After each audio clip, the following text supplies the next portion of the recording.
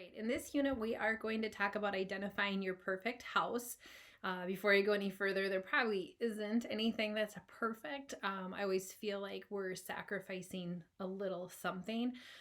So if you can get an 80% house, a 90% house, you're doing really well. There's lots of choices, but there is a rhythm to houses that you can quickly pick up on. So for example, if you see a split level house, that's the kind where you walk in and then you have to either go up or down. You just can't go straight out like you would in a rambler or a ranch, whatever you like to call those style houses.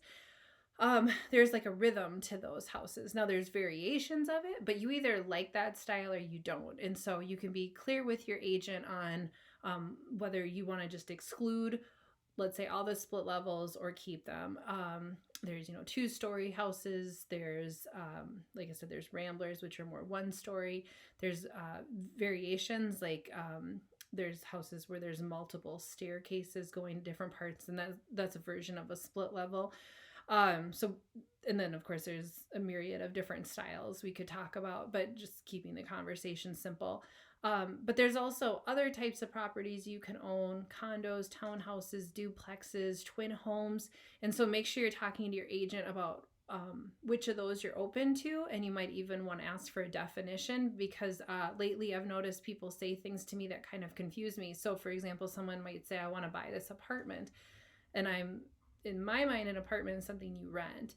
So if you use that terminology, not that I'm saying the person's incorrect, it's just the other person might misunderstand you. So what that person meant was condo.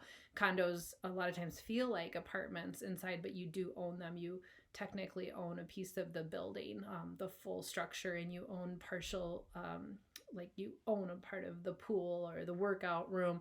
Whereas an apartment, you're really just renting, you're leasing the property, you don't have any ownership. So make sure you're kind of working through those details with your real estate agent. We're going to go through a couple more details I want you to think about before you meet with somebody, and I would take notes and make a wish list for yourself. And of course, you have to think about affordability. If I say I want a mansion and a pool and a hot tub and a giant kitchen, this just might not be in my range, but you can still dream out loud with people so that they know what your must-haves are, what your dreams are, and then what your absolute no's are. That's okay. The biggest thing that I'm trying to say is that we don't want to waste time. There's so many houses you could see. You could look at everything. That's just not realistic. At some point, because the internet gives us so much information, we should be able to narrow down, okay, this just isn't the right location. I don't want to own a townhouse. I want my own land, things like that. So other things to make sure you're sharing is, get clear about where you want to live. It can be a pretty big area that you're willing to reside in, but you want to share probably the address of where you work if you work outside the house. There goes the garage, if you heard that. Are you the type of person that only want to, be able to walk to work, or it can't be more than 15 minutes? And so the real estate agent needs to know that to help you narrow things down. Do you need certain features, like you have to have a deck, or you have to have 2-car garage and you don't want to do a detached garage?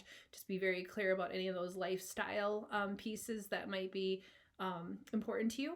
I have a special needs child. I love living by water, but we're never going to live by a water source without a fence of some sort. And a lot of times being on a lakefront wouldn't work very well with a fence. So I personally just wouldn't look at, being near a river or a lake, personally, if I could avoid it with my son. So make sure you're sharing those types of details with your agent.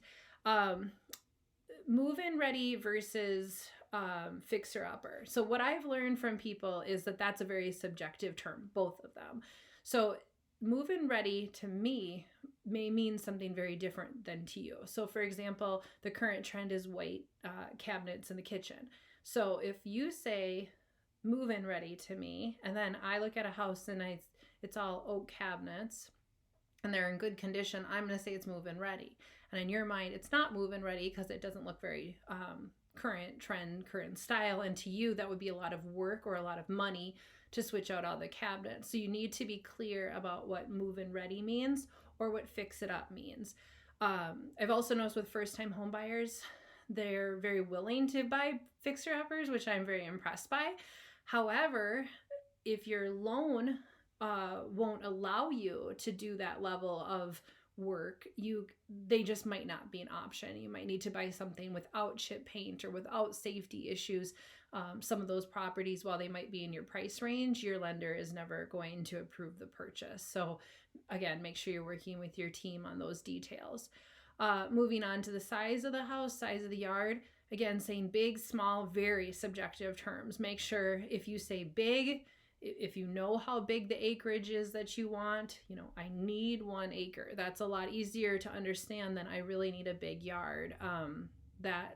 That might be a very big yard to one person and not a very big yard to somebody who lives in the country. So those are too subjective of terms. We need to get a little bit more precise. And if you don't know, like I didn't know square footage before I became a real estate agent very well. Now I know what a 2,500 square foot house should feel like or is close to.